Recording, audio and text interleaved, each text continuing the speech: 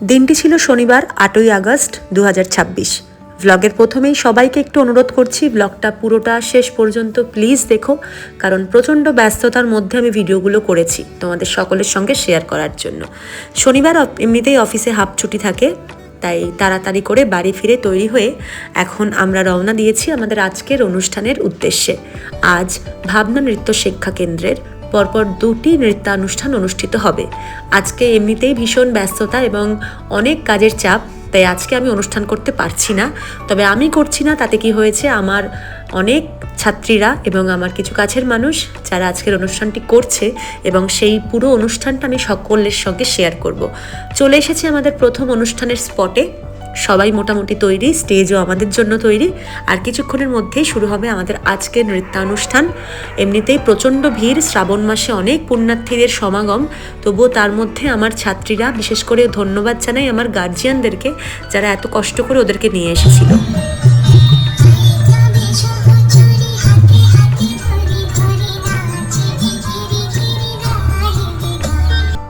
একটা নাচের পরে ওদেরকে উৎসাহ দেওয়ার জন্য ছোট ছোট কিছু উপহার ওদের হাতে তুলে দেওয়া হয়েছিল। ওরা ভীষণ আনন্দ পেয়েছে। মহাদেবকে স্মরণ করে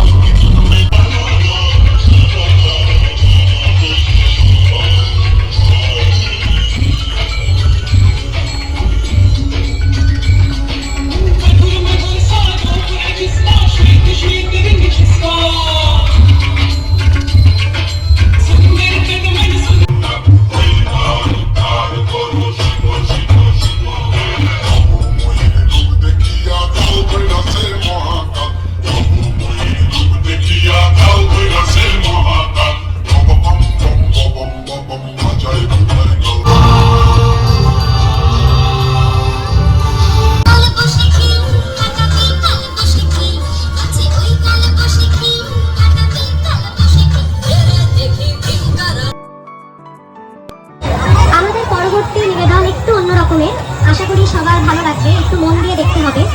একই সাথে একই মঞ্চে ভোলে বাবা, মা পার্বতী, শ্রীকৃষ্ণ এবং রাধিকা সকলকে একসঙ্গে আমরা দেখতে পাবো। এবং সেই গল্পটা আমি এখন বলবো না, সেই গল্পটা দেখার জন্য আপনাদের অপেক্ষা করতে হবে।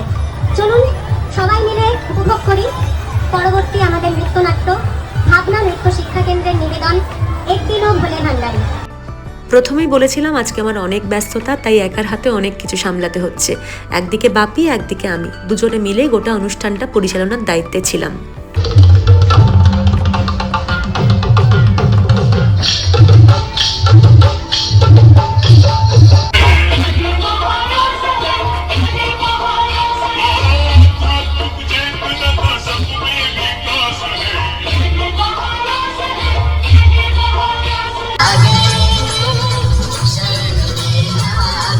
মঞ্চে এখন চলছে ভগবান শ্রীকৃষ্ণ, শ্রী রাধিকা এবং মহাদেব এবং পার্বতীর নৃত্যানুষ্ঠান। একটি ডান্স ড্রামা অনুষ্ঠিত হয়েছিল এবং সেটা তো সম্পূর্ণটা এখানে শেয়ার করা সম্ভব নয়, যেটুকু সম্ভব হলো আমি শেয়ার করলাম আর চেষ্টা করব সমস্ত ভিডিওগুলো সবার সঙ্গে শেয়ার করতে। এখন তাদেরকে মঞ্চে সম্বর্ধনা জ্ঞাপন করা হচ্ছে। এরপর আবার আমার ছোট মেয়েদের নাচ, ওদেরকে ভীষণ দেখতে সুন্দর লাগছিল সেদিনকে।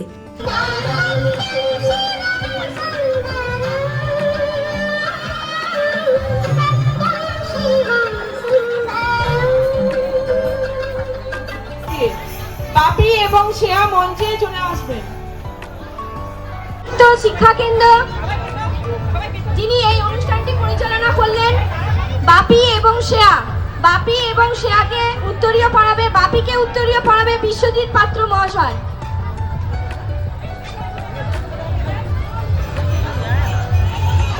একটু জোরে হাততালি বাপির জন্য, বিশ্বজিৎদের জন্য। ভাবনা নৃত্য শিক্ষা কেন্দ্র ভাই বাপি এবং শ্রেয়া খুব সুন্দর এই অনুষ্ঠানটা পরিচালনা করলো।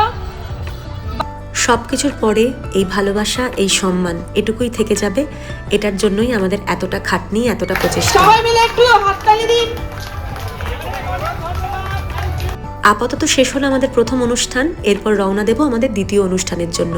প্রথম অনুষ্ঠানের থেকে দ্বিতীয় অনুষ্ঠান খানিকটাই দূরে, কিন্তু কালকে এত পুণ্যার্থীদের ভিড় ছিল যেখানে টোটো অটো কোনো কিছুই চলা যাচ্ছিল না, শুধুমাত্র পায়ে হেঁটেই যেতে হচ্ছিল। তাই আমরাও হাঁটা লাগালাম তাদের সঙ্গে। কিছুটা দূরেই আমাদের পরবর্তী অনুষ্ঠানে স্টেজ করা রয়েছে।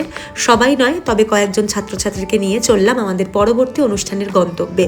আর এসে দেখি স্টেজ মোটামুটি রেডি হয়েছে, ওনাদের আরেকটুখানি প্রিপারেশনের বাকি ছিল, সেই কারণে আমরা সবাই এখানে বসে অপেক্ষা করছিলাম আমাদের অনুষ্ঠান শুরু হওয়ার জন্য। এদিকে টুকটাক কিছু খাওয়া দাওয়া, হাতে রয়েছে চা, আর তার সঙ্গে এখন অ্যানাউন্স করছে বাপি শুরু হবে আমাদের পরবর্তী নৃত্যানুষ্ঠান ভাবনা নৃত্য শিক্ষা কেন্দ্রের পরিবেশনায়।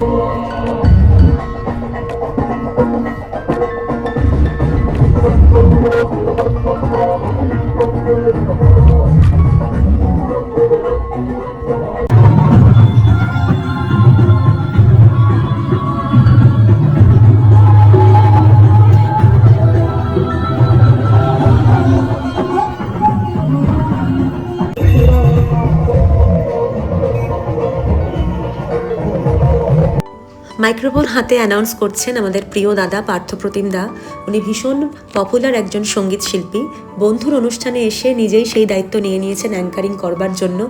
সত্যি বলতে জীবনে এরকম বন্ধুর ভীষণ প্রয়োজন, যারা প্রতি মুহূর্তে বন্ধুর পাশে থাকে।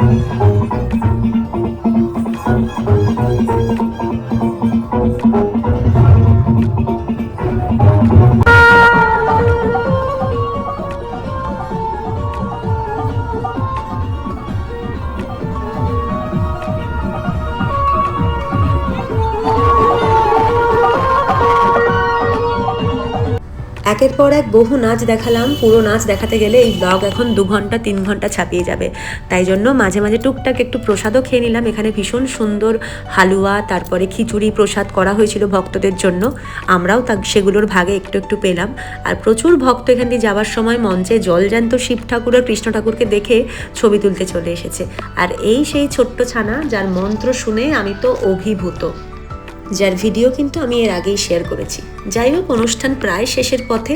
আরও একজন বিশেষ অতিথি আসার অপেক্ষায় আমরা বসেছিলাম, তো তার মধ্যেই চলে আসলো আমাদের জন্য স্পেশাল বানানো পুরি, আর তার সঙ্গে ছিল চানা মশালা, যেটা আমাদের জন্য বানানো হয়েছিল। ভীষণ সুস্বাদু হয়েছিল। আর মঞ্চে এখন যাকে দেখছেন তিনি একজন রাজনৈতিক ব্যক্তিত্ব, কবির শঙ্কর মহাশয়। তিনি আমাদের সকলকে সম্বর্ধনা দিলেন এবং অনেক অনেক শুভকামনা জানালেন আমাদের আগামী দিনের জন্য।